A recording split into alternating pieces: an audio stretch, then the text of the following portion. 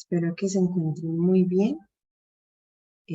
Juan Pablo, nuestro invitado del día de hoy, ya está acá conectado. Quiero agradecerles a todos por la puntualidad en conectarse.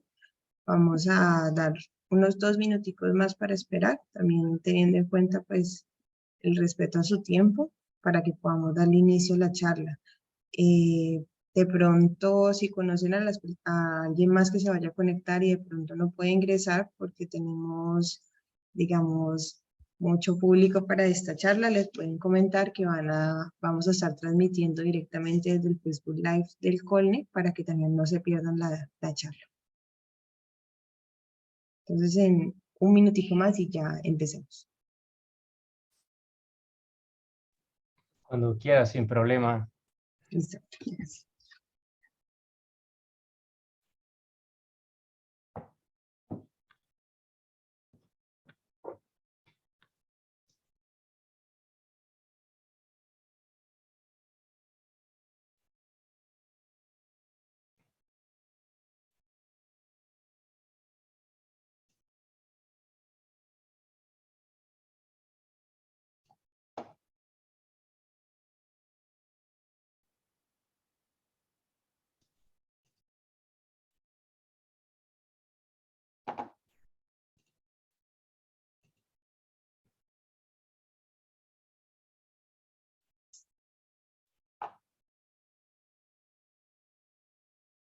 Listo. Bueno, ahora sí. Daniela, yo tengo el tiempo súper libre ya, o sea, como si quieres esperar un poquito más, ya depende del tiempo de las demás personas, pero yo ya de No. aquí hasta el otro día tengo libre. Gracias. No, yo creo que ya podríamos empezar. Entonces, muchísimas gracias a todos por su asistencia. Muchísimas gracias, Juan Pablo, por asistir, por aceptar la invitación. Quiero comentarles que Juan Pablo es médico patólogo. Él trabaja en el departamento de neuropatología de una universidad alemana, que más después nos dirá bien el nombre. Quiero comentarles también que Juan Pablo hace parte de la Neurodiáspora, es un grupo que se está organizando alrededor del Colegio Colombiano de Neurociencias, que son los neurocientíficos colombianos que se encuentran en el exterior, que están realizando múltiples investigaciones y bueno, que en el día de hoy Juan Pablo quiere compartirnos un poco sobre su tema de trabajo. Juan Pablo, gracias. Muchísimas gracias, Daniela. Voy a ver si comparto aquí. Perfecto. Ahí se ve, ¿no? Perfecto. Sí, la pantalla se ve bien. O sea, ya está lista la presentación, ahí la puedes ver. Sí, ahí está la presentación, eso, ahí ya está completa. Genial. Perfecto. Pues no veo a la gente, o sea, no la puedo ver, pero igual, hola a todos desde el otro lado del charco. Para mí, la verdad, es muy, muy, muy agradable poder estar compartiendo pues, con todas las personas este pequeño pedacito de la patología que poca gente lo ejerce y que es pequeño realmente en el mundo, son un pequeño grupo el que lo hace, pero que la idea es poderlo ir agrandando poco a poco y que entendamos lo que hacemos, entendamos cómo se hacen las cosas para poder hacer más conexiones y sobre todo a mí algo que me interesa mucho es lograr hacer una conexión con Colombia, que de a poco se ha intentado hacerla desde hace algunos años que me fui, porque creo que le debo muchas cosas a mi país y mi manera de estar más cerca es intentar aportarle lo que más pueda. Y primero que todo, pues muchísimas gracias a Lina, a Daniela también, a todo el equipo que está detrás, porque realmente sin ustedes esto no sería posible. Entonces, pues un millón de gracias. Así que vamos a hablar un poquito de lo que es la neuropatología y lo que son las aproximaciones a la neuropatología. Declaro no tener conflicto de interés. Aquí hay que siempre declarar esto porque es bastante importante el cuidado de datos, sobre todo en Europa. Bueno, yo quiero empezar contando un poco quién soy, de dónde vengo, lo que he hecho, por qué estoy aquí. Yo soy de esta ciudad tan hermosa, más caleño que el Chontaduro. Eso sí, sin ninguna duda, nací en Cali. crecí en Cali, estudié en Cali y después decidí irme a hacer otras cosas por fuera. Yo estudié en la Universidad Libre, mi pregrado es de la Universidad Libre, pero hice mi año de internado lo hice completamente en el Hospital Universitario del Valle, al cual también a la Universidad del Valle le tengo un aprecio enorme. Es para mí, o sea, lo que es el hospital universitario es muy, muy importante. Y ahora, de alguna u otra manera, intento unirme con el departamento de patología del Hospital Universitario del Valle, ayudando con algunas presentaciones, ayudando con algunos residentes. Estoy en contacto con la que lleva toda la parte del departamento de la formación de patología, que es Nancy, y siempre mantenemos en contacto para intentar hacer formación en el departamento de patología. Después de terminar mi formación como médico, entré a trabajar en CIDEIN, que es el Centro Internacional de Entrenamiento de Investigaciones Médicas. Ahí estuve aproximadamente casi 3 años en CIDEIN. Y ahí encontré el amor por la investigación. Hice mi año rural, lo hice en investigación y después hice el joven investigador de Colciencias y el tercer año me quedé como asistente de investigación y de ahí ya decidí volar a hacer otras cosas, pero sí de ahí me ha dado las bases, el fundamento de lo que es la parte de la investigación y también tengo un increíble aprecio por CIDEIN. Para mí es como mi segunda casa. Cada vez que voy a Colombia, sin duda, tengo que ir a CIDEIN. Eso, o sea, no me ha faltado de todas las veces que he ido. Siempre voy a CIDEIN sin ninguna duda. Me formé como patólogo en el Hospital Universitario de Donosti. Eso está en San Sebastián, en España, en el País Vasco. Ahí viví por casi 7 años en España y después de haberme formado, de haber estado como en formación de patólogo, tuve la oportunidad de estar 6 meses formándome dentro de lo que es toda la parte de la especialización en patología. Estuve 6 meses dedicado única y exclusivamente a la formación en neuropatología y tuve la oportunidad de estar en estos 2 grandes hospitales, que es el Hospital Vall d'Hebron en Barcelona, donde hice un poco de neuropatología general y después estuve en el Hospital General de Viena, que estuve también algunos meses, sobre todo trabajando lo que son enfermedades neurodegenerativas. Y después de haber estado en este mundo de la patología y de haberme enamorado tanto de la neuropatología, decidí que lo que me quería dedicar era única y exclusivamente a la neuropatología. Por eso decidí venirme a Alemania y ya llevo, bueno, algunos meses que estoy dedicado solamente a la parte de la neuropatología y ahora estoy trabajando en el departamento de neuropatología, como decía Lina, bueno, ese es el Universitätsmedizin Göttingen, que es el hospital universitario que hay aquí en Göttingen, en Alemania. Aquí funcionan un poco diferente también.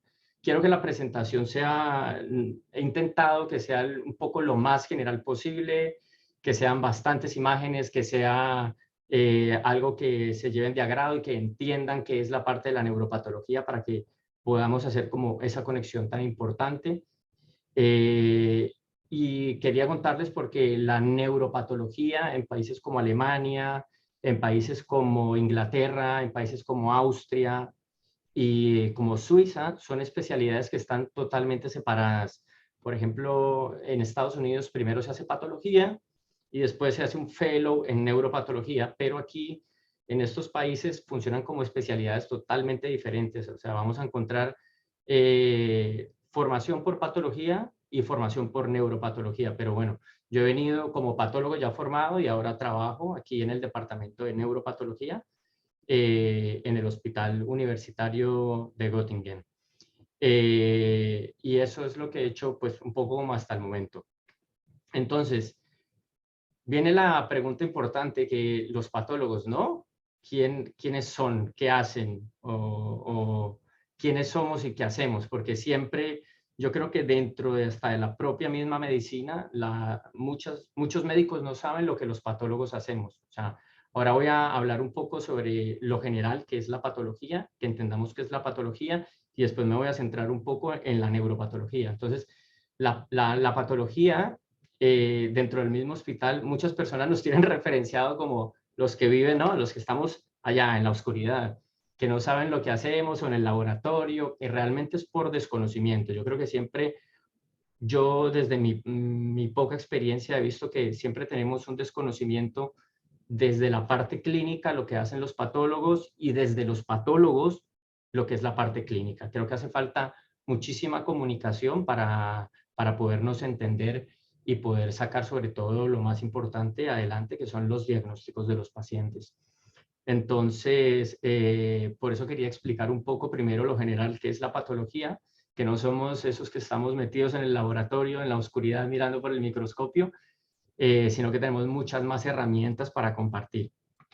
Entonces, siempre he visto la patología, para mí ha sido es una especialidad bastante interesante, porque yo siempre la he visto como ese puente que se genera entre las ciencias básicas y las ciencias clínicas. Las ciencias básicas y las ciencias clínicas pues, o sea, hacen parte del mismo conjunto, pero siempre están en los extremos, y siempre he visto como la patología como la parte del tronco, porque siempre tenemos esa mezcla de todo, tenemos la mezcla de estar en contacto con la parte clínica, con los pacientes, o sea, no directamente con los pacientes, sino desde el punto de vista del diagnóstico de los pacientes. Estamos en contacto también con la parte de las ciencias básicas porque hacemos mucha investigación, y entonces siempre lo he visto como ese puente que comunica las dos ciencias. Entonces, estando desde el laboratorio, estando desde el microscopio, podemos hacer esos aportes y esas conexiones con las ciencias básicas y las ciencias clínicas. Entonces, por dar un breve ejemplo, quiero mostrar lo que hace un patólogo.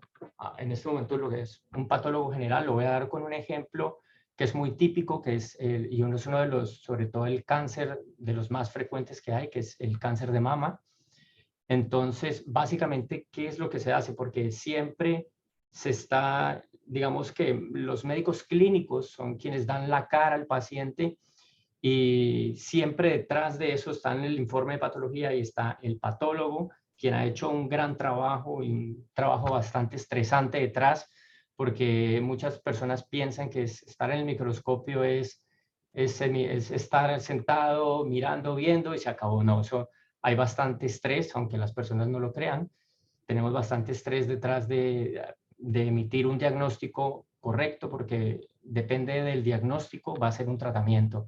Entonces, doy el ejemplo con el cáncer de mama, porque el cáncer de mama es, pues, es lo más frecuente, y lo podemos ejemplificar bastante bien. Entonces, cuando se toma la biopsia de mama, cuando hay una sospecha de que hay una lesión en la mama, se toma una pequeña biopsia, lo que se llama una VAC, una biopsia por aguja gruesa, que serían estas que están aquí. Es un tejido que se envía en fresco al laboratorio de patología. En el laboratorio de patología se le realiza un proceso en el cual los ponemos en unas canastillas o unos cassettes, y eso es lo que emitimos. Vemos un corte histológico, y mediante el corte histológico lo que hacemos es emitir un diagnóstico aproximativo en este caso. Entonces, en este caso sería lo que es un carcinoma NST, que se conoce no especificado, probablemente asociado a esto, que es el cáncer de mama. Entonces, cuando se decide esto, ya se decide operar a la paciente, y cuando están operando a la paciente, lo que es toda la parte del tumor, lo que se conoce como la tumorectomía, nos envían esta pieza quirúrgica, y en este momento es importante porque aquí tenemos una intraoperatoria, que es las urgencias de los pacientes, o sea, las urgencias que tenemos los patólogos con los pacientes, que es emitir un diagnóstico aproximativo. En este caso, cuando nos envían la pieza quirúrgica, lo importante es,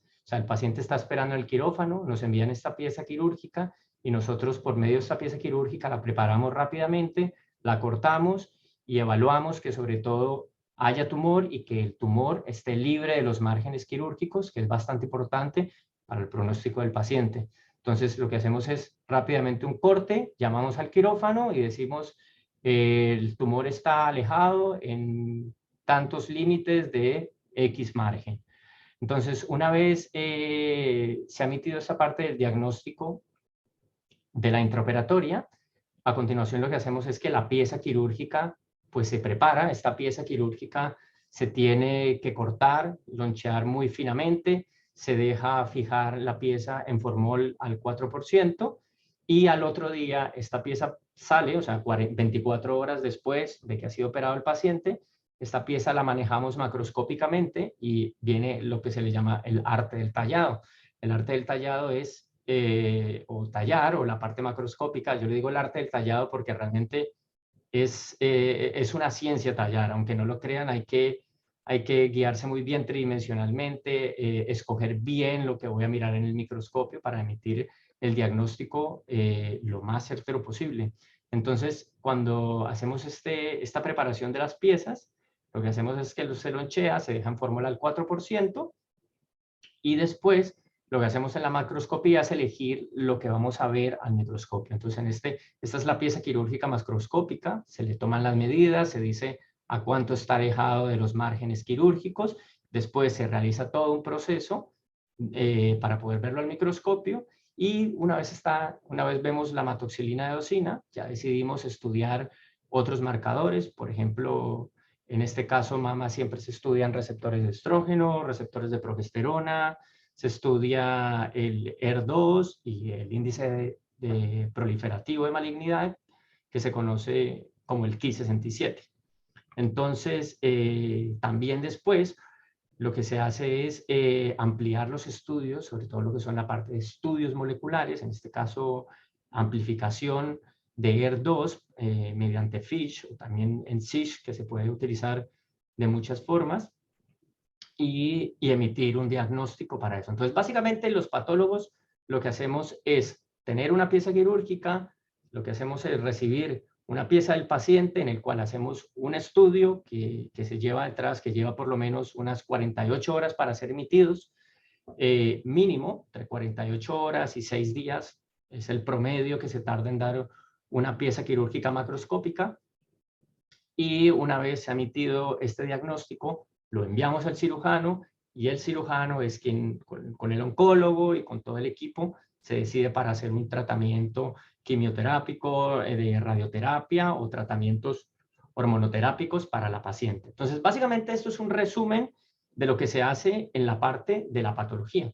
Eso es lo que hacemos, emitir un diagnóstico. Entonces, ahora quiero entrar a la parte de la neuropatología, que la neuropatología es una pequeña parte de la patología y básicamente es extrapolar esto a la parte de patología. Entonces, ¿qué es lo que hacemos? Pues lo que hacemos es hacer diagnósticos, estudio de los tejidos, básicamente, de todo lo que es el sistema nervioso central. Sistema nervioso central, entiéndase como cerebro, como médula, también se hace nervio periférico, estudiamos el músculo y estudiamos muchas enfermedades que se asocian a procesos del sistema nervioso central. Entonces, la neuropatología, pues siempre la gente, o dentro del componente de los médicos, siempre dicen el neuropatólogo, y lo primero que se viene a la cabeza siempre es glioblastoma. Pero los neuropatólogos no solamente estudian el glioblastoma, los tumores, sí es verdad que corresponden a un gran porcentaje de la patología y de la neuropatología, porque la patología tumoral es aproximadamente, yo creo que le hacemos el 80% de nuestro trabajo es en patología tumoral, pero ese otro 20% también abarca gran parte importante, y por ejemplo en la neuropatología, aparte de ver este 80% tumoral, vemos enfermedades vasculares, vemos enfermedades de nervio periférico, vemos enfermedades desmielinizantes como la esclerosis múltiple, vemos neuroinmunología, que también se asocia a enfermedades neurodegenerativas, vemos músculos, vemos enfermedades neurodegenerativas como enfermedad de Alzheimer, degeneración córtico-basal, bueno, es una gama de enfermedades, y vemos también lo que son enfermedades metabólicas. Entonces, voy a intentar abarcar un poco lo que son digamos, los temas más importantes de la neuropatología, porque si entramos, como sé que es un público un poco heterogéneo, pues he decidido para que no nos aburramos y podamos entender un poco lo que se hace toda la parte de la neuropatología, lo que he decidido es coger los temas más importantes para explicarlos y después que hagamos todas las preguntas que quieran y nos sintamos libres de preguntar, y yo también quiero preguntar porque quiero conocer cómo se hacen las cosas en Colombia, cómo se hacen en otro lado, porque no todos los hacemos igual, y eso es lo interesante de hacer este tipo de charlas. Entonces, voy a enfocarme primero un poco en los tumores para explicar qué se hace, cómo lo hacemos, de qué se trata. Entonces, los tumores, siempre en la patología y en la neuropatología tenemos un proceso que se le conoce como fase preanalítica y fase analítica. La fase preanalítica es todo lo que se emite desde que se opera al paciente hasta que la laminilla se cubre con el objeto. Y eso es todo lo que es el proceso, pero hay que resaltarlo porque esto es un proceso que lo realizan los técnicos de laboratorio, pero es un proceso que es muy, muy importante para poder hacer un buen análisis de todo lo que es las piezas quirúrgicas. Entonces, en este caso, se opera el paciente, se envía la muestra al departamento de patología, en este caso aquí, el departamento de neuropatología. Nosotros recibimos esas piezas y dependiendo si son piezas grandes hay que prepararlas para dejarlas fijando, si no directamente se pasan a formol. En este caso se trabaja con formol al 3,7% o en algunos lugares, aquí por ejemplo en Göttingen se trabaja al 3,7%, en otros lugares se hace al 4%, en otros lugares al 6%, pero eso va a depender de cada laboratorio de patología. Una vez ha estado esta pieza quirúrgica 24 horas, se pasa a realizar la parte macroscópica. Esta parte macroscópica, a continuación lo que se hace al otro día es que se hace un análisis, se hace un análisis macroscópico del tejido, se mide el tejido, se pesa el tejido, se analiza si es blando, si es duro, qué color tiene, y se elige qué es lo que yo voy a tratar, poniéndolo en los diferentes bloques para analizarlo. Estos bloques, después lo que se hace es que sufren, o sea, en las máquinas lo que hacen es que sufren un proceso de deshidratación, de rehidratación, y lo que se hace es que se parafinan. Después todo este bloque, una vez se ha deshidratado, se ha hidratado, esta máquina lo que sufre ahora es todo lo que es la muestra, se parafina y queda protegida porque estos bloques de parafina protegen casi hasta 20 años. De hecho, en muchos departamentos los bloques de parafina se guardan hasta 20 años, y de esto va a depender de que, por ejemplo, tengamos muy buenas muestras para hacer investigación. Si queremos ver estudiemos un paciente de hace 10 años, pues los resultados que veamos muchas veces de esos parafinados van a depender de que se haya hecho un excelente proceso de cubrimiento de parafina para conservar el material durante muchísimos años. Entonces, una vez está este bloque de parafina, lo que se hace a continuación es que se hacen unos cortes en el laboratorio. Son unos cortes aproximadamente, la mayoría de los cortes en patología se hacen a 4 micras, y dependiendo a veces cerebro, nosotros utilizamos 8 micras de corte para poder analizar el tejido. Después lo que se hace es que estos cortes se ponen en agua y con las laminillas, bueno, en España le decían pescar, le pescan con la laminilla el corte que se ha realizado, y esto después va a unas máquinas para tinciones de hematoxilina e eosina. Después lo que se hace es que la misma máquina la cubre, se le cubre el laminillo, cubre totalmente la muestra, ya tenía con hematoxilina e eosina, y a continuación lo que se hace es que termina la fase preanalítica y empieza la fase analítica, que es ya el análisis del tumor. El análisis y todo lo que viene a continuación, como pruebas de inmunohistoquímica, pruebas moleculares, todo lo que haga falta para emitir el diagnóstico correcto del paciente. Entonces, toda esta parte es muy importante para poder conservar todo lo que son las muestras. Entonces, en lo tumoral, que estamos hablando justamente ahora de lo tumoral, siempre en la patología y en la neuropatología nos guiamos de estos libros. Estos libros son los libros de la Organización Mundial de la Salud, y aquí están, en ellos se recopilan todos los diagnósticos que se analizan. O sea, normalmente son libros que se analizan durante 5 años y se emite cada 5 años, sale nuevo. Es como la Biblia de los patólogos y de los patólogos. De hecho, siempre está aquí al lado mío porque siempre es como nuestro libro de apoyo. Entonces, lo interesante de esto es ver que el libro de neuropatología pues ha tardado bastante en salir. De hecho, lo esperábamos. Yo empecé a hacer la residencia en el 2018, entonces ya se había salido yo trabajaba con el libro del 2016, pero no había salido. No había salido todavía y justo en el 2021, a finales del 2021, salió el libro de la OMS, que es el nuevo, pero lo interesante aquí es que este libro, el del 2016, tiene 150 páginas y pasó a 300 páginas. Y fue un cambio radical de muchísimos diagnósticos, sobre todo por el boom de la patología molecular, porque ahora lo que ha pasado es que esas 150 páginas de más que tiene este libro es todo patología molecular. Entonces, la patología molecular juega un papel bastante importante hoy en día en los diagnósticos de patología y sobre todo en los diagnósticos de la neuropatología.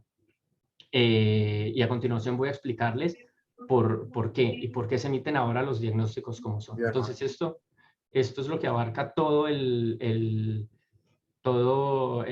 temario del libro de neuropatología. Básicamente manejamos, estos son todos los tumores que existen, que los referenciamos dentro del libro de la OMS 2021. Y para esto vamos simplemente unos conceptos básicos. Entendamos que lo que es el cerebro está compuesto realmente, es muy sencillo por lo que está compuesto, pero dentro de su sencillez está su complejidad, porque el cerebro tiene neuronas y tiene células gliales. Células gliales como oligoendocitos, las microglías, los astrocitos y unas células especiales gliales que son las células espendimarias. Y las células de Schwann, que serían células especializadas, pero en sistema nervioso periférico. Entonces, esto es lo que compone realmente todo el sistema nervioso, pero ahora viene la complejidad de cómo son ellas, cómo se distribuyen y cómo los tumores provienen de ellos. Dentro de la patología, es importante establecer los grados histológicos que nosotros vemos, o sea, que se define como un bajo grado y que se define como un alto grado. El bajo grado siempre se define, en patología hablamos de grado 1, grado 2, grado 3 y grado 4. Importante, en este caso siempre, estos son con este tipo de números porque antes se manejaba con números romanos, ahora se manejan con números arábigos. Eso ha cambiado en la clasificación y así hay que emitirlo. Entonces, cuando hablamos de una lesión de bajo grado, de un grado 1, son lesiones que son realmente circunscritas. Un ejemplo de ellos es un meningioma circunscrito, que también un meningioma, pues cada tumor tiene su complejidad y puede agrandarse en el sentido de aumentar su grado, pero normalmente son un grado 1. El grado 2 son lesiones que tienen una infiltración aparentemente difusa, baja, y la atipia celular, lo que quiere decir es que esas características de la célula no son tan graves. Entonces eso es lo que se conoce como la atipia, y esos serían tumores de grado 2. Y pasaríamos a los tumores de alto grado, que son los tumores grado 3, en el cual hablamos de anaplasia, en el cual la célula tiene una forma ya bastante atípica y sobre todo son tumores que empezamos a ver con actividades mitóticas significativas. Esto va a depender de cada tumor, o sea, el libro dice cada tumor tiene su grado de actividad mitótica significativa. Un ejemplo, en el meningioma, cuando tiene más de 4 mitosis, hablamos ya de un grado 2, y si ya tiene un grado 3, si ya tiene más de 20 mitosis, pues ya hablamos de un grado 3 de meningioma, o lo que es un meningioma anaplásico. Y en el grado 4, que este es el famoso glioblastoma, que lo podemos encasillar aquí como ejemplo, en el cual lo que vemos en el grado 4 son proliferaciones microvasculares o también que veamos un proceso necrótico. Entonces, esto es a grandes rasgos para cuando lean qué son tumores de bajo grado, qué son tumores de alto grado, entiendan que los tumores se dividen en bajo grado, que son el grado 1 y el grado 2, porque tiene estas características, y el alto grado, que son grado 3 y grado 4, por las características anteriormente mencionadas. Entonces, voy a dar un ejemplo de lo que un tumor, por ejemplo, en este caso,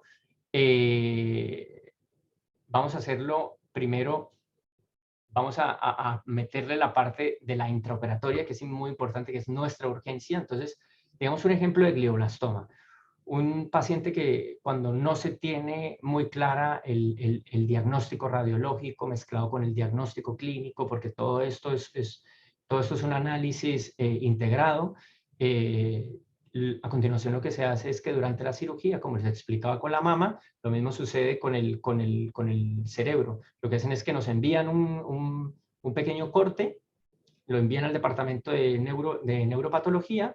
Nosotros ese pequeño corte lo analizamos rápidamente, se hace un corte por congelación, se congela, se hacen cortes dependiendo, 4 micras, 6 micras, 8 micras de lo que haga falta, se hace una tinción rápida, es una tinción que los va mezclando, que es hematoxilina osina, pero los vamos mezclando rápidamente, esto tarda aproximadamente unos 2 minutos en hacerse, y a continuación lo que hacemos es emitir un diagnóstico aproximado de lo que es la lesión en neuropatología. Siempre en las intraoperatorias nunca hacemos diagnósticos definitivos, porque es difícil evaluar los tejidos por congelación y porque aparte de eso requieren una fijación para un mejor análisis y requiere también de un análisis de inmunistoquímica, un análisis de patología molecular, que es bastante importante. Entonces, por esa razón, lo que hacemos durante las intraoperatorias es dar un diagnóstico aproximado. En este ejemplo, digamos, envían un glioblastoma, que un glioblastoma, como dijimos, es un grado 4, y nosotros miramos el tejido rápidamente, decimos, sí, es un alto grado, o le decimos, miren, no, esto no es un glioblastoma, esto realmente es un tumor de bajo grado, pero esto a grandes rasgos por dar un ejemplo. Entonces, lo que hacemos aquí realmente es orientar el caso para que los cirujanos tomen una decisión o la otra en el proceso de la cirugía. Pero una vez ya se ha analizado todo el glioblastoma, después de haberlo fijado, como les dije, en formol, de haberlo cortado, de haber analizado el tejido hematoxilina eosina, de haberlo analizado con inmunistoquímica y haber pedido pruebas moleculares, la OMS establece que hay que denominar todos los tumores bajo estos criterios, que es el diagnóstico integrado, en este caso, digamos, un ependimoma, siempre hay que ponerle el nombre, tal como cual, nombre y apellido, que sería ependimoma superatentorial. Hay que poner la clasificación histopatológica, que nos lo piden, que es el ependimoma, el grado histológico, esta vez en números arábicos, recordemos que antes el libro anterior eran números romanos, y adicionar la información molecular, sobre todo lo que se hace ahora, que es NGS, la Next Generation Sequencing, o lo que requiera para hacer para dar una información molecular.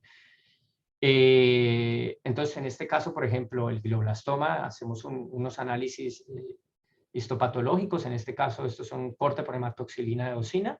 Lo que vemos aquí es una proliferación vascular con engrosamiento endotelial, lo que ya lo clasificaría como un grado 4.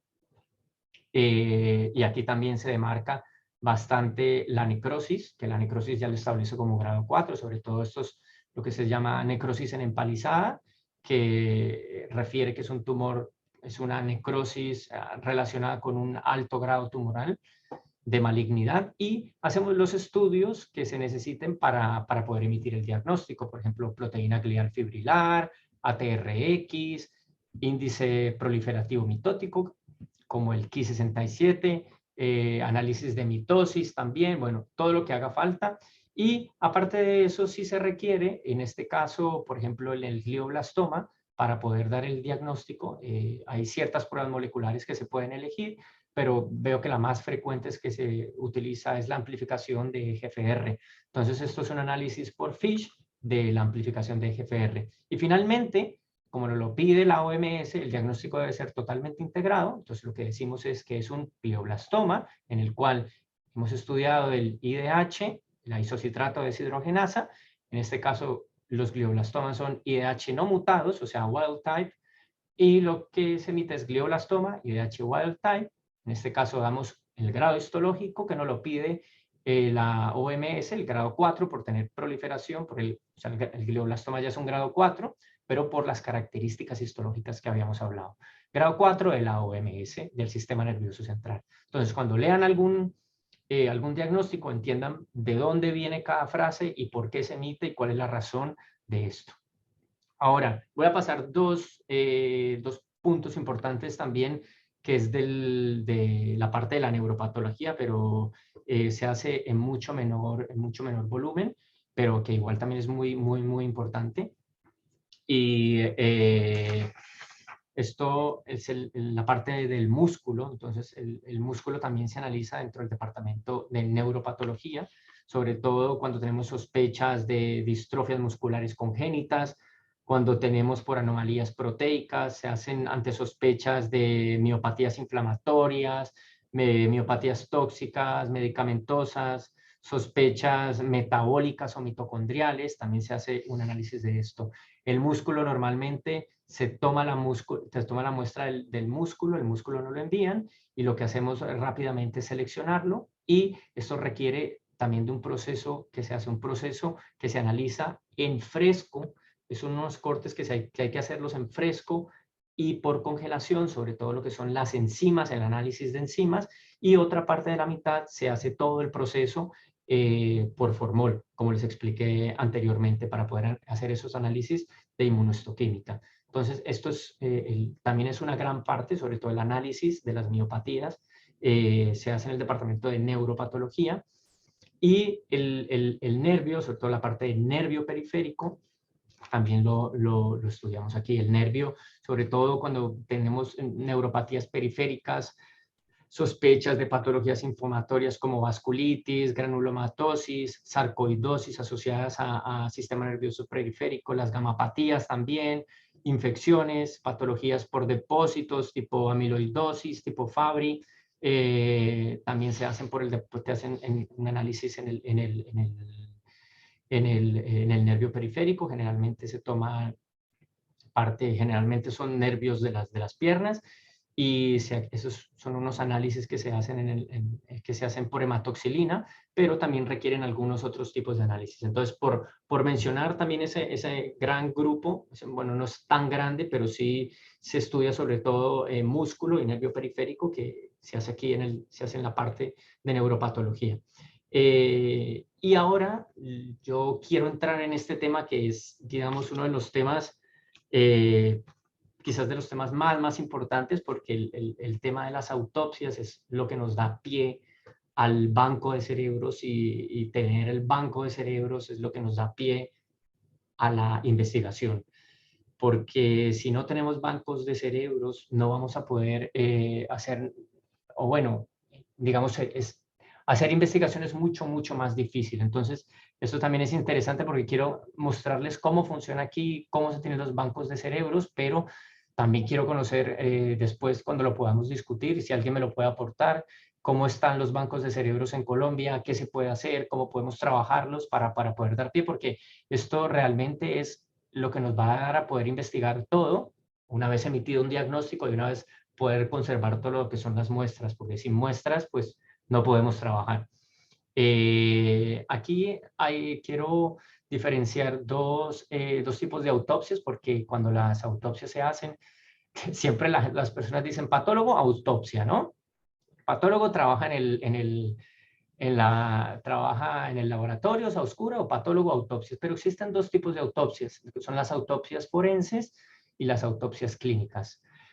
Las autopsias forenses son autopsias que se realizan cuando son pacientes que han sido asesinados, pacientes que han sido o sospechas de suicidios. Bajo este contexto es lo que se realizan las autopsias forenses. Pero las autopsias clínicas, que son las que hacemos los patólogos, son autopsias que se hacen bajo diagnóstico. Son pacientes que han muerto en el hospital, que tienen una sospecha de una enfermedad, y eso es lo que se conoce como autopsias clínicas, y se hacen dentro del hospital. Las autopsias forenses se encarga de hacerlo el médico forense, que es por lo menos aquí en Europa funciona, está el médico forense, que es una especialidad aparte, y el médico y la autopsia clínica, que la hace el patólogo. En este caso, por ejemplo, aquí en Alemania lo hace el departamento de patología. Ellos hacen la extracción del cerebro y nos la pasan a nosotros, al departamento de neuropatología, y nosotros a continuación hacemos lo que es todo el proceso del banco de cerebros, en el caso de que se haya autorizado para poder que este cerebro vaya ahí, porque sin una previa autorización, pues no se puede coleccionar esto para poder analizarlo. Entonces, diferenciar entre autopsias forenses y autopsias clínicas. Entonces, una vez el departamento de patología retira el cerebro, nos pasa el cerebro a nosotros, y nosotros, en el caso de que el paciente, o sea, que previamente se haya hecho una autorización para que pueda estar en el banco de cerebros, lo que hacemos es que este cerebro se corta en dos.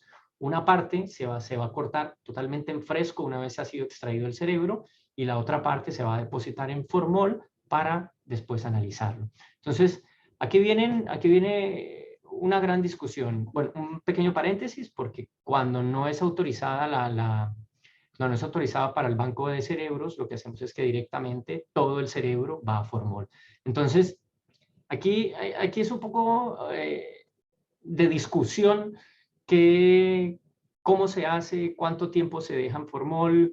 Eso es una gran discusión. Yo siempre en algunos simposios, en algunos congresos, he escuchado dejar en depósito los cerebros. Algunos dicen 3 semanas, otras personas dicen 2 semanas, otros dicen no, eso es mucho. Solamente 24 horas porque presenta sobremarcación, expresión de los marcadores, no, menos de, o sea, realmente yo siempre he escuchado diferentes opiniones, pero yo creo que siempre la fijación del tumor, perdón, del cerebro, es una fijación que está en torno a las 2 semanas, porque sabemos que es mucho más difícil, generalmente el formol penetra básicamente a 1 milímetro cada 4 horas, entonces es bastante difícil la fijación de los cerebros. También se hace mucho más difícil si se fija en formol al 4%. En algunos lugares he escuchado, lo hacen con formol al 10%. Nosotros en España lo solíamos hacer, sobre todo los cerebros de fetos, los hacíamos al 10%, que se fijan bastante bien. Y eso es como una manera, pues como lo hacíamos, pero interesante escuchar si también hay otras maneras de hacerlo. Entonces, una vez se ha cortado este cerebro a la mitad, lo que hacemos es que cogemos la parte fresca, hacemos un tallado, una selección, que se hacen unos cortes, que es bastante difícil de hacerlos, pero se tienen que hacer unos cortes aproximadamente cada centímetro, cada 0,7 centímetros, que son los cortes que se realizan. Se procede a hacer una selección representativa. Cada departamento tiene su selección para las secciones diferentes del cerebro que se van a recolectar, que se van a coleccionar. Se toman esas muestras, se empaquetan esas muestras, y esas muestras se ponen en una nevera a -80 grados. Entonces, estos son partes de cerebros que están en fresco y que van a ir directamente al congelador. Y a continuación, la otra parte, como les había dicho, es una parte que se deja fijada en formol. Yo básicamente las dejo, a mí me gusta entre 2 semanas y 3 semanas, pero me parece que el tiempo perfecto son 2 semanas.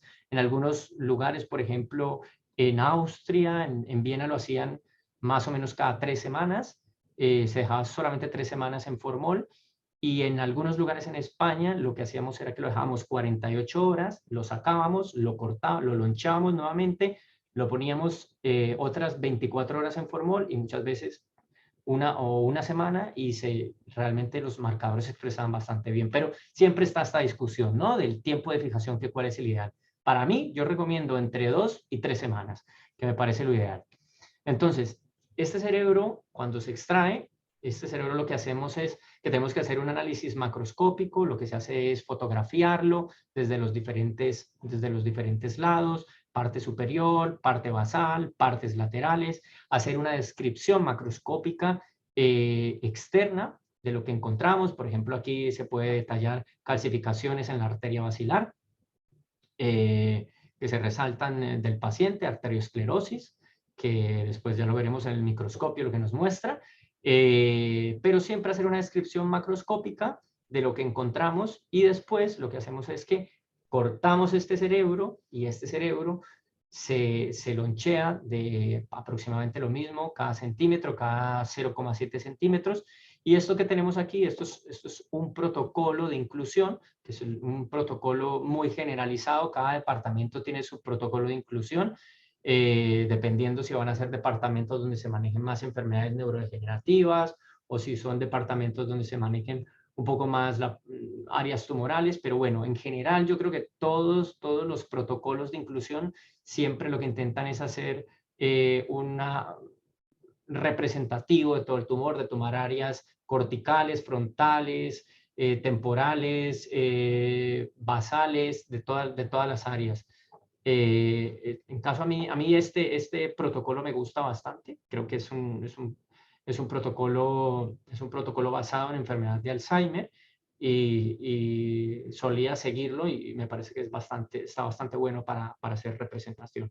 Este lo tomé de cuando estuve entrenándome en Viena y de ahí lo utilizaban para hacer esta parte representativa. Entonces, una vez se ha recolectado todo esto, a continuación lo que se hace es lo mismo que les conté anteriormente, cada parte que yo selecciono del tumor va a ir en un bloque, del cerebro, va a ir en un bloque, lo que se hace es que se cubre con parafina y esto nuevamente se cortan, cerebro. A mí me parece que unos cortes a 8 micras quedan bastante bien, entre 6 y 8 micras se ve muy bien. Se recoleccionan, se hace tinción por hematoxilina eosina y nuevamente lo que se hace es que ya podemos hacer el análisis de la hematoxilina eosina, del mundo bonito rosado, que eso es el cerebro, es un mar rosado, que es bastante llamativo. A mí me encanta. Entonces, por ejemplo, aquí en este corte, que es un corte de cerebelo, en el cual aquí siempre me gusta cada vez que lo veo, o sea, lo he visto muchas veces, pero cada vez que veo cerebelo a mí siempre me encanta verlo, siempre su capa molecular, su capa granular y siempre en el medio las células de Purkinje. Entonces podemos hacer estos análisis de hematoxilina eosina y previamente pues ya estudiamos lo que se requiera. Si estamos estudiando enfermedades neurodegenerativas, pues sobre todo enfermedades como alfa-sinucleopatías, las taupatías, enfermedades priónicas, enfermedades por depósitos de TP43, enfermedades por amiloidosis o otros tipos de enfermedades de fusiones, pues ya requieren ya estudios, que se pueden hacer estudios por inmunistoquímica, como les conté, o también estudios por patología molecular en el caso de que sea necesario. Entonces, para terminar, quiero mostrarles, básicamente quería como contar un poco lo que es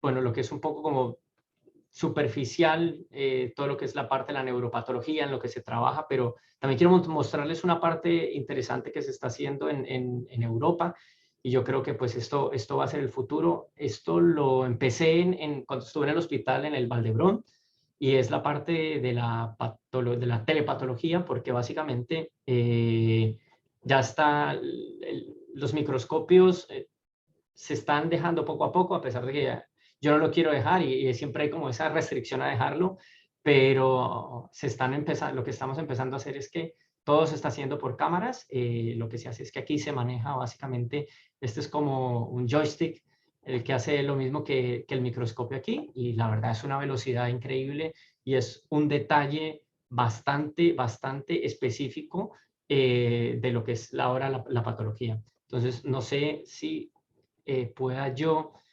enseñarles, a ver, un momento, si les puedo enseñar, creo que tengo un vídeo. Bueno, es que quería enseñarles, pero no creo que me vaya a funcionar. Era un vídeo que tengo alguna vez lo hice para ver cómo funciona la parte de la telepatología, pero básicamente eso es lo que se está trabajando ahora. Yo sé que el Hospital Universitario de Valdebrón en España, en Barcelona, ya no tiene microscopios, ellos ya no están utilizando microscopios. Lo que se utiliza ahora es solamente patología y la verdad es que iba bastante bien. Como siempre, cuesta adaptarse, pero siempre es una herramienta bastante interesante, y creo que sobre todo lo que permite ahora es que podamos trabajar desde diferentes lugares, y esto es una de las ideas que tengo de poder trabajar con Colombia para poder dar apoyo diagnóstico a Colombia, y es que podamos, teniendo las muestras desde allá, poder compartirlas y poder dar apoyo diagnóstico. Y ya con esto, pues, termino. Era un poco los que les quería contar un poco por encima de lo que es la parte de la neuropatología. Y pues nada, dar sobre todo gracias a Colombia, gracias a todas las personas, al Colne sobre todo porque está haciendo que esto sea posible y creo que hay que darle paso, hay que irlo agrandando paso a paso porque creo que es bastante importante y para mí es mucho más importante poder desde aquí, poder colaborar todo lo que yo más pueda hacia Colombia en lo que se necesite. Así que muchísimas gracias. Muchas gracias, Juan Pablo. Juan Pablo, quiero aprovechar también de parte del CONE para agradecerte por esta charla, de verdad demasiado clara, muy interesante.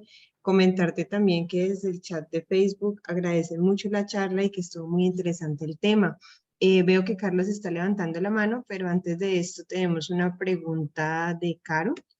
Te la voy a leer porque está un poco larga, entonces la voy a ir dividiendo para que la podamos ir resolviendo poco a Sí, poco. sí, sí. A mí yo sí, o sea, este es el momento más interesante. Ok.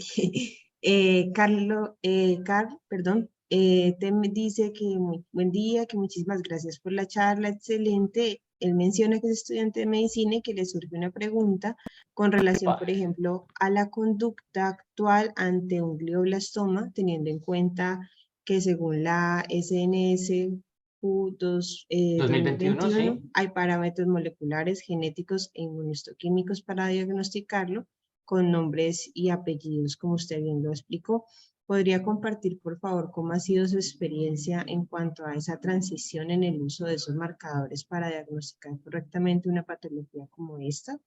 ¿Qué limitaciones tiene realizar estos estudios? Y si hay algún doctor que labora en Colombia en este campo, pues él quisiera preguntar. Entonces también dejo abierta como la pregunta para las personas que están Sí, aquí. que estos marcadores para asignar un diagnóstico concreto según las nuevas actualizaciones. Vale, pregunta bastante interesante porque yo no sé, a ver, de pronto, mira, para hacer introducción a esto, yo traigo una idea de hace mucho, de hace algún tiempo que yo la he comentado con, creo que a lo mejor está conectado, que él también es un neuropatólogo, que es Diego, que es el neuropatólogo en Imbanaco, que también es un gran amigo mío.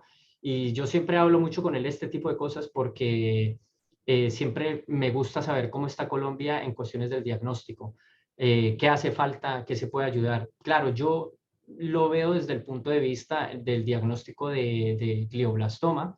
Para mí no es una dificultad en Europa porque yo puedo hacer absolutamente todo. Yo, o sea, yo puedo, lo que me haga falta, yo lo puedo hacer sin ninguna restricción. Entonces, quizás yo no tengo esa limitación aquí, pero sé que en Colombia pueden haber muchas limitaciones para llegar al diagnóstico. Entonces, realmente el diagnóstico de glioblastoma, eh, como bien lo pregunta, voy a intentar, a ver si la pregunta está un poco larga, pero igual en lo que diga puedo intentar resumirlo. El glioblastoma ha sufrido una transformación porque antes se conocía como glioblastoma, que son glioblastomas wild type o glioblastomas IDH mutados. Entonces, los glioblastomas IDH mutados cambiaron de grupo y pasaron a los astrocitomas de alto grado, que son IDH mutados. Y lo que se conoce ahora como glioblastoma es un glioblastoma que sí o sí tienen unos IDH wild type. Entonces, yo, para poder diagnosticar un glioblastoma, yo lo puedo saber a grandes rasgos lo puedo saber con la inmunistoquina, con la matoxilina, porque encuentro estos, como les explicaba, estos grados histológicos que me permiten decir que son un grado 4, porque el glioblastoma es un grado 4, en el cual encuentro proliferación vascular, en el cual encuentro necrosis, y yo digo, vale, perfecto, esto me orienta a que sea un glioblastoma, pero tengo que estudiarlo con la inmunistoquímica, porque la inmunistoquímica no solamente es para hacer el diagnóstico, sino que la inmunistoquímica también es pronóstico. De acuerdo a la inmunistoquímica, el paciente va a poder recibir tratamiento.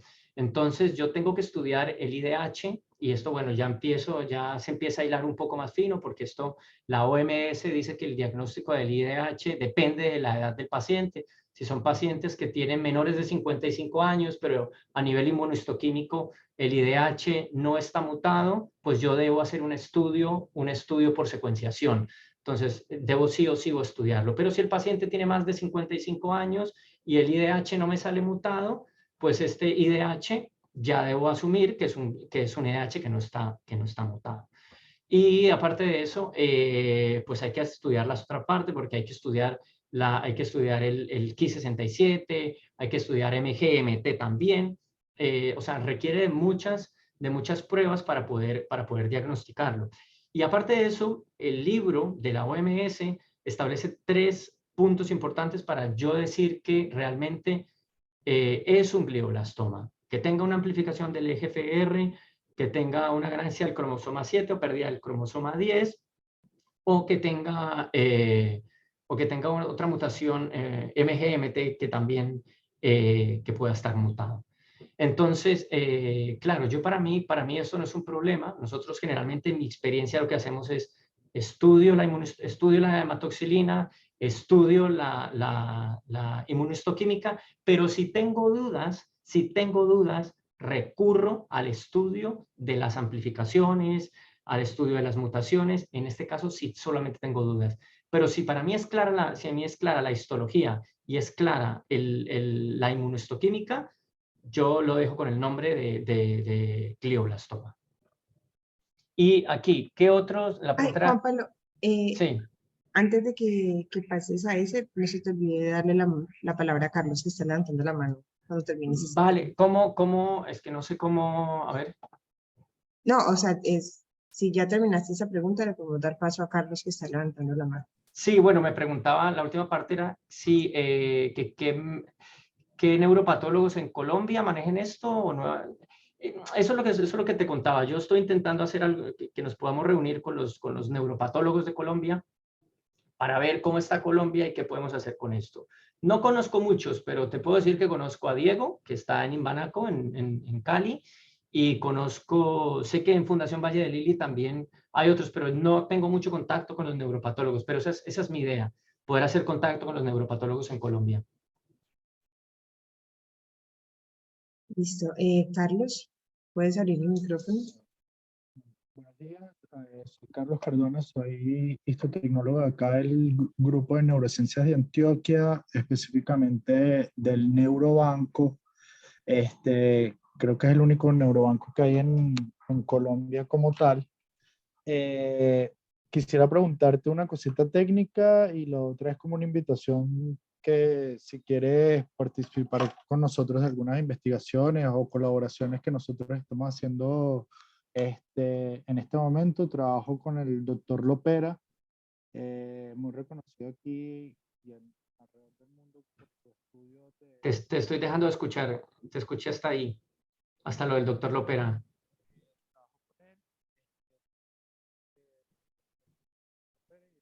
No te escucho. ¿Aló? ¿Me escuchas? ¿Aló?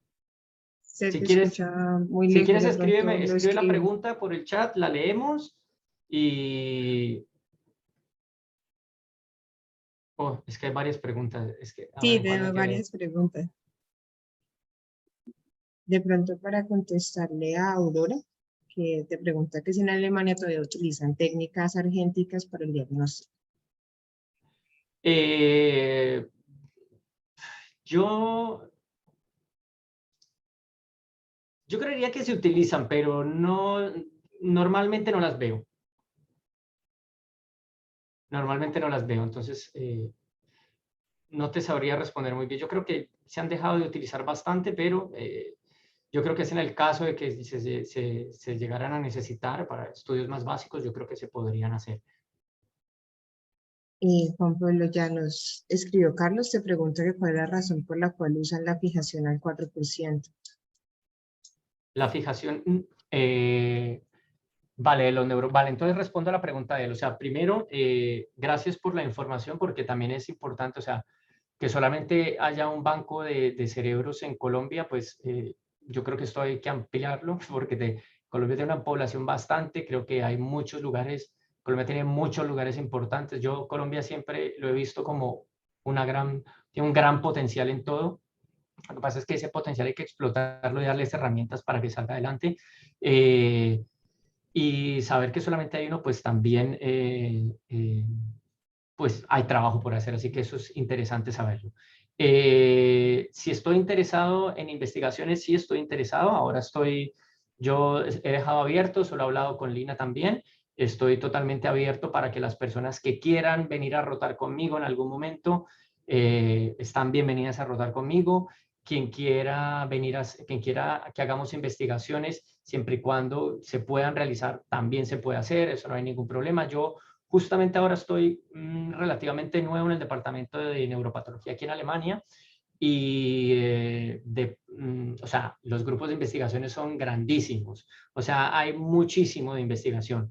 Entonces, ahora estoy un poco como en el diagnóstico, pero sobre todo me estoy uniendo, aparte de esclerosis múltiple, enfermedades neurodegenerativas, tumoral, pero bueno, yo creo que para hacer investigación se puede hacer sin ningún problema, siempre, yo creo que no es ningún problema y si nos podemos poner en contacto, me puedes escribir, yo puedo dejar un correo para poder que me escriban y todo lo que se necesite, y yo siempre abierto a lo que sea. Y la fijación al 4%, ¿por qué lo utilizamos? Normalmente creo que si uno lo deja, porque no sé con qué porcentaje de formol lo hacen ustedes allá. Yo en la experiencia que teníamos, utilizábamos los cerebros, los dejábamos al 4%, pero es al 4% que tarda más o menos unas 3 semanas. Y lo que hacíamos es que eran los cerebros de fetos, lo que hacíamos es, los dejábamos al 10%, porque los cerebros de fetos es súper difícil de manejarlos. Una vez los ha extraído, como haya pasado 24 horas que el feto está muerto, parece una gelatina que se deshace, que ni siquiera se puede conservar bastante bien.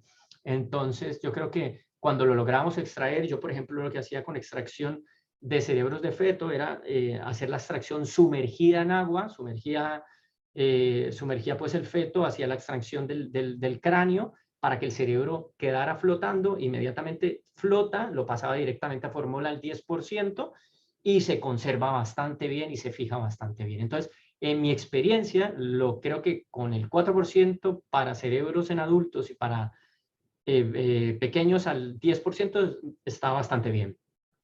Esa es en mi experiencia. Igual otras personas pueden fijarlo en otro, no sé a cuánto lo fijarán ahí. Usted refiere que ellos lo fijan al 10%. El 10% está muy bien también. Yo creo que con el 4% nos ha dado buenos resultados, pero el 10% yo también creo que me inclino porque se va a fijar mucho mejor, sobre todo por la penetración y la conservación.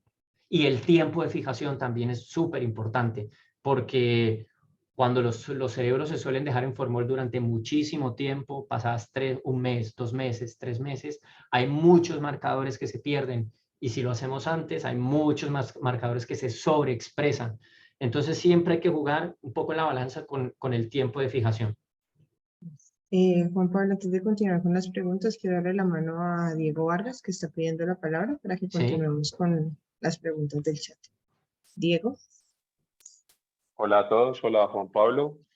Qué bueno poderte escuchar, poderte ver y saber de que has abierto un camino de comunicación, que es lo más importante que debemos tener precisamente todos los actores que nos interesa precisamente el sistema nervioso central y periférico. Una presentación excelente, gracias Juan. Y simplemente mi aporte era para la primera pregunta que hablaba sobre cómo era el acceso precisamente de estos marcadores, tanto desde la parte inmunistoquímica como desde la parte molecular, actualmente pues en nuestro país. Creo que todo radica en precisamente poder entender lo que nos está diciendo la Organización Mundial de la Salud con respecto a la clasificación de las lesiones del sistema nervioso central y cómo desde la parte de patología nosotros podamos comunicar precisamente lo que pretende pues, la clasificación actual al resto del grupo de trabajo, o sea, a todos nuestros colegas, al neurocirujano, al neurólogo, a todo el equipo de trabajo multidisciplinario o transdisciplinario que debe de entender el porqué y que tú mismo lo explicaste de una manera excelente. Entonces, frente a eso es que cuando todo el equipo que trabaja precisamente para estos pacientes entiende la razón de esta clasificación, es donde realmente nosotros podemos impactar en la consecución de esos marcadores y poder generar estas vías de acceso frente a nuestro sistema de salud que poco a poco se han ido logrando y digamos que frente a los grandes centros, pues hemos podido tener esa colaboración también desde la parte internacional. Entonces, creo que la patología ha cambiado y precisamente aquí en Colombia hemos avanzado en lo que realmente nosotros podemos y poder darle pues el diagnóstico lo más cercano a lo que internacionalmente se está haciendo. La pregunta de Carl sobre el acceso a eso simplemente también depende de dónde pueda llegar la patología y si esas instituciones han podido gestionar tanto en la consecución de todos esos anticuerpos, si el INVIMA también los tiene pues aprobados y también su comercialización es fácil, puedes acceder a ellos. Pero sí se ha logrado un gran avance. Puede ser que la experiencia por cada ciudad o por cada región sea distinta, ¿sí?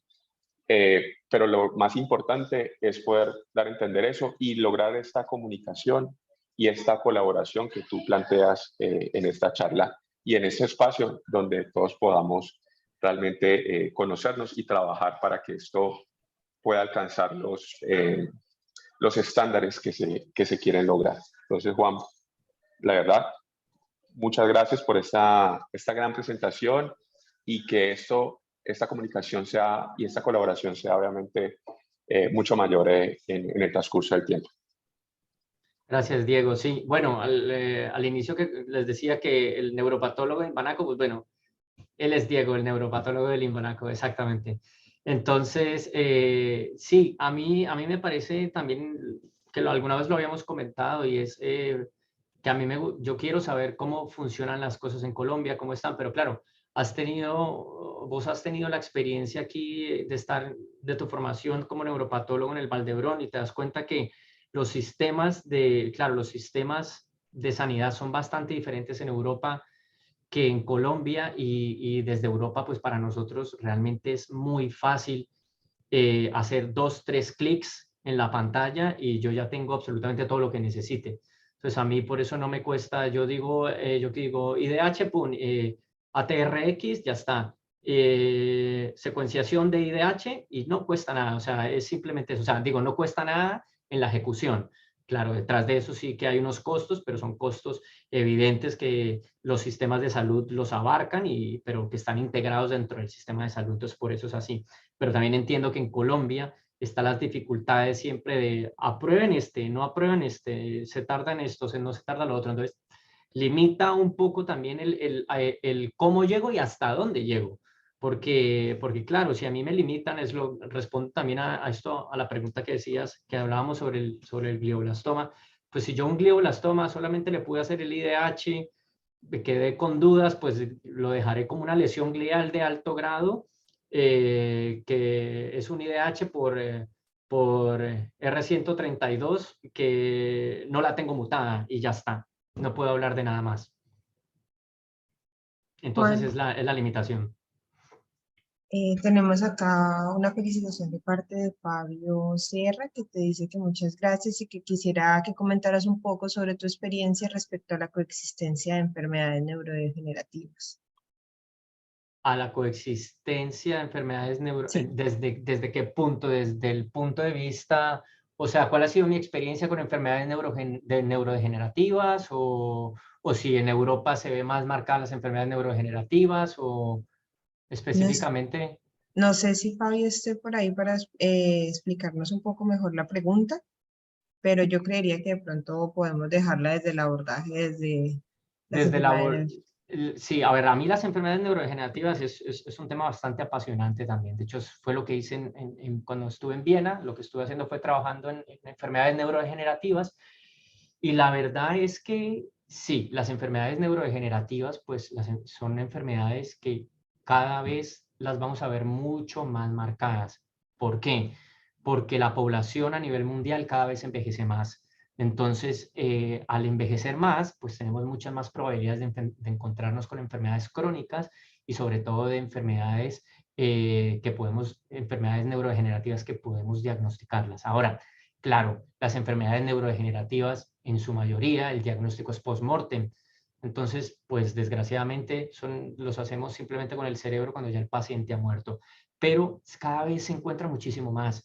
Cada vez nos estamos dando cuenta que hay mejores marcadores, que por ejemplo en Alzheimer sé que se están trabajando algunos tratamientos, sobre todo para el depósito de placas amiloides. Entonces, yo creo que cada vez estamos reuniendo más herramientas para hacer un mejor diagnóstico y más certero de las enfermedades neurodegenerativas y quizás hacer una correlación con el paciente vivo y después, cuando el paciente ha muerto, hacer estudios post-mortem para identificar pues hacer el diagnóstico neuropatológico, que finalmente es el último diagnóstico que se hace para decir sí, resulta que sí era un Alzheimer o resulta que no era una degeneración córtico-basal. O esto es lo que pasa, pero en mi experiencia creo que hay bastante y sobre todo en Viena lo que se trabajaba mucho era enfermedades por depósito priónico. Hice muchos cerebros, se hacen muchísimos cerebros para enfermedades neurodegenerativas y por priónicos. Yo creo que en Viena hacen aproximadamente unos 2.000, 3.000 cerebros anuales en enfermedades neurodegenerativas. Juan Pablo, aquí Fabio está levantando la mano de pronto para complementar un poco su pregunta. Claro, claro. Hola, doctor Juan Pablo, ¿qué tal? Muchas Hola. gracias por la charla. Soy Fabio Sinisterra, soy médico nuclear. Hice también un posgrado de alta especialidad en neurociencias nucleares en el Instituto Nacional de Neurología y Neurocirugía de México. La pregunta va más dirigida hacia, bueno, clínicamente, acá digamos que hemos visto muchos casos que los pacientes presentan como clínica enfermedad de Alzheimer y además de algunos trastornos del movimiento, algunas otras enfermedades, ¿no? Y por imagen molecular hemos visto patrones que sugieren que además de tener la enfermedad de Alzheimer pueda tener otra neuropatología. Si bien el diagnóstico, como ya bien lo dijo usted, pues es post-mortem, digamos que por imagen molecular hemos sugerido hallazgos que sugieren que coexisten, por ejemplo, por mencionar un ejemplo, Alzheimer y parálisis supranuclear progresiva. Desde su experiencia en la neuropatología, en estas enfermedades, usted que se ha dedicado también a enfermedades neurodegenerativas, ¿ha encontrado muchos casos de estos? Sí, mira, esa pregunta que me estás haciendo es una pregunta súper interesante y muy bien hecha esa pregunta. Y yo te lo puedo explicar con esta diapositiva que enseñé ahora al final. Déjame, te la comparto, porque eso lo aprendí. Mira, ahí estoy compartiendo, ¿no? ¿Se ve, no? ¿Estoy compartiendo la diapositiva? Sí. Sí. Vale, perfecto. Entonces, por ejemplo, claro, enfermedad de Alzheimer, es verdad, la enfermedad de Alzheimer, pues tenemos lo que es el diagnóstico clínico, que cada vez hay mucho más, o sea, claro, la correlación de enfermedad de Alzheimer con el diagnóstico histopatológico, pues es en un 60%. Además, la enfermedad de Alzheimer dentro de las enfermedades neurodegenerativas se presenta casi en un 60-70%. Tienen bastante complejidad. Pero mira que ahora que se ha estudiado la enfermedad de Alzheimer, por ejemplo, claro, ¿qué estudiamos en enfermedad de Alzheimer? Se estudia depósitos amiloides, se estudia depósitos de taupatías, pero también en las últimas clasificaciones, últimamente, por ejemplo, se está incluyendo depósitos de TDP43. En las últimas clasificaciones, en el ABC, que se hace desde el punto de vista neuropatológico, depósitos de placa, evaluación de las taupatías y distribución de las placas.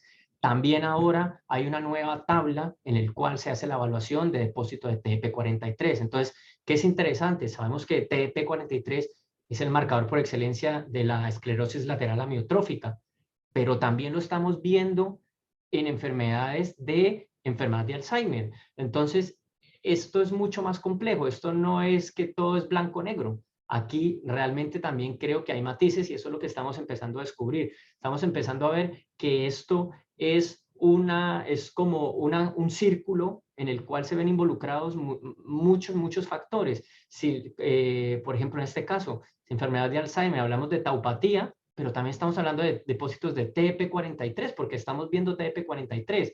Así que detrás de esto, yo creo que sí hay muchos, o sea, cada vez se avanza mucho más pero nos estamos dando cuenta que esto implica mucho más que simplemente decir taupatía y ya está. No, esto es taupatía, es depósito amiloide, pero a nivel metabólico el depósito amiloide me está generando alteraciones a nivel de TEP43, entonces es mucho más complejo, muchísimo más complejo de lo que se creía antes. Listo.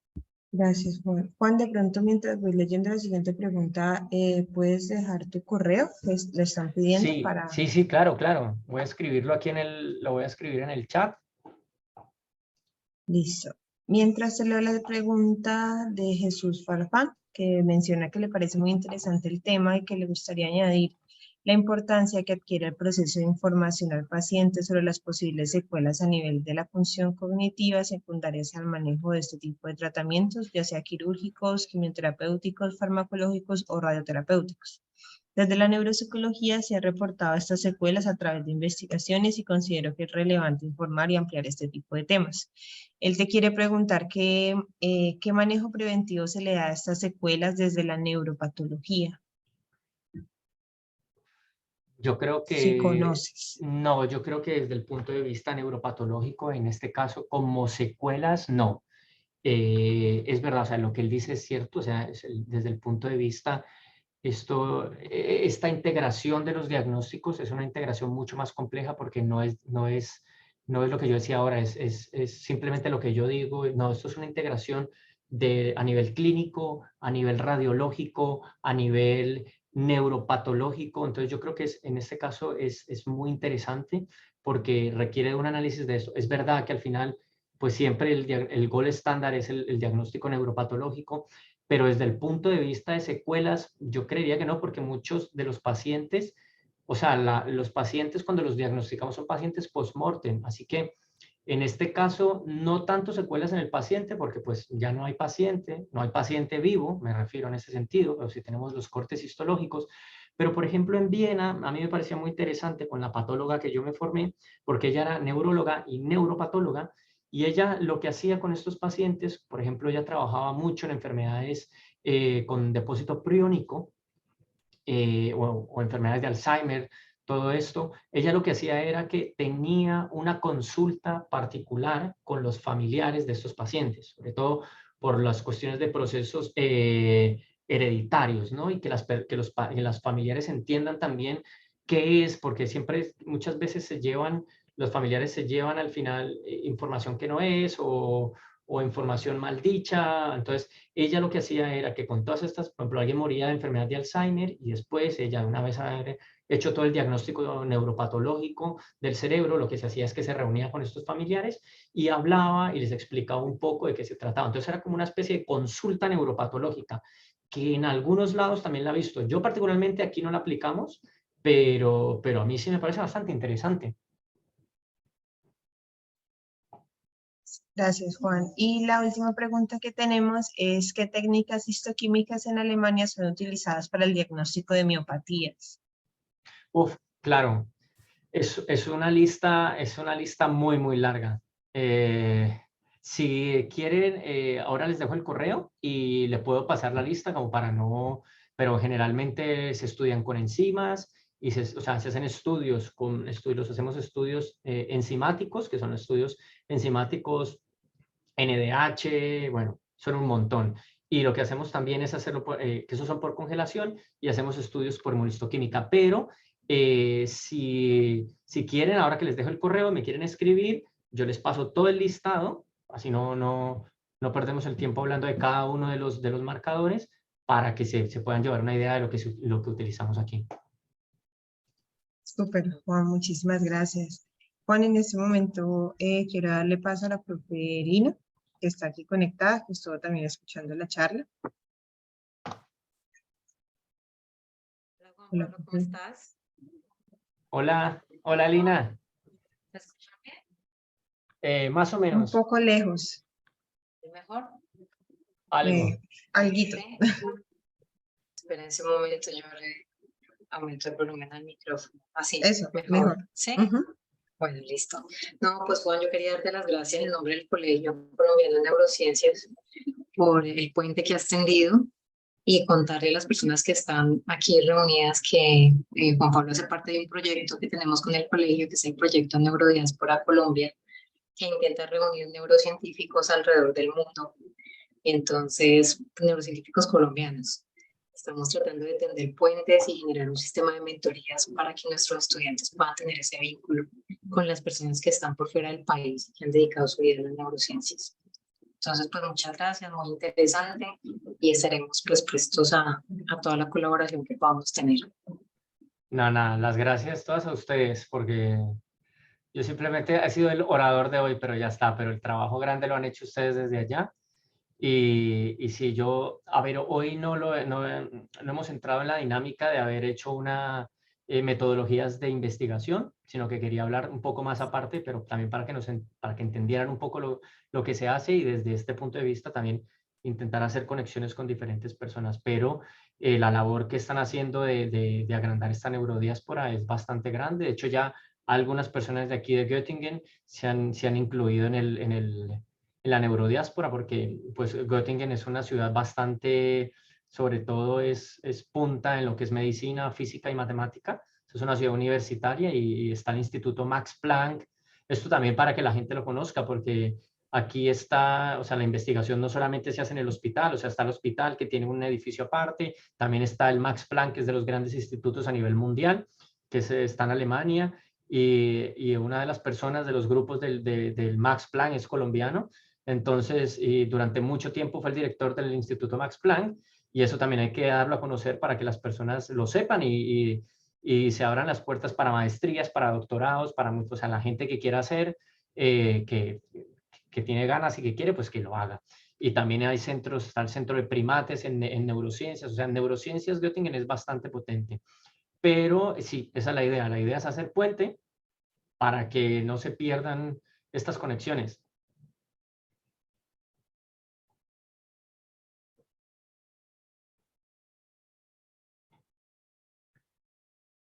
Gracias, Juan. Bueno, entonces ya quedamos todos también súper invitados. Muchísimas gracias a todos por su asistencia, a ti, Juan Pablo, por tu participación. Y bueno, muchísimas gracias. ¡Ay!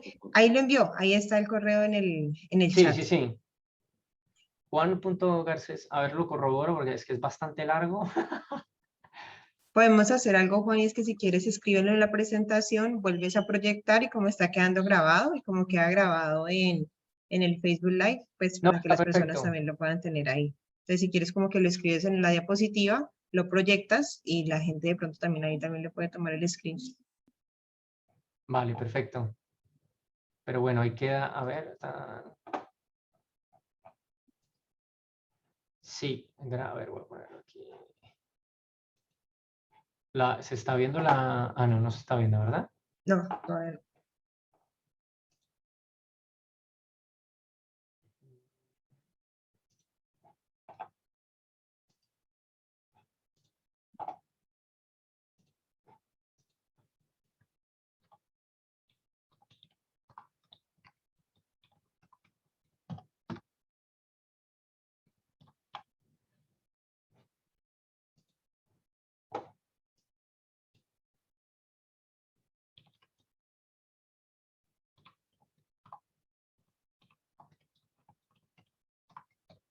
A ver.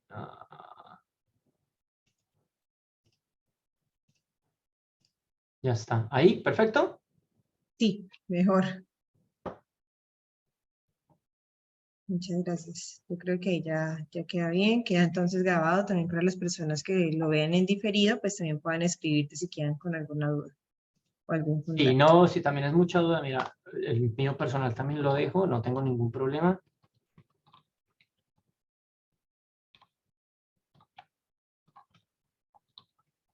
Ahí está. Listo. Eso, muchas gracias. Vale, muchísimas No, a todos gracias. ustedes, muchísimas gracias. Muchas gracias para todos, que estén muy bien, que tengan buena tarde, Juan Pablo, que descanses, feliz noche. Bueno, Bueno, nos chao a todos, vemos. muchas Chao, gracias. hasta luego. Chao.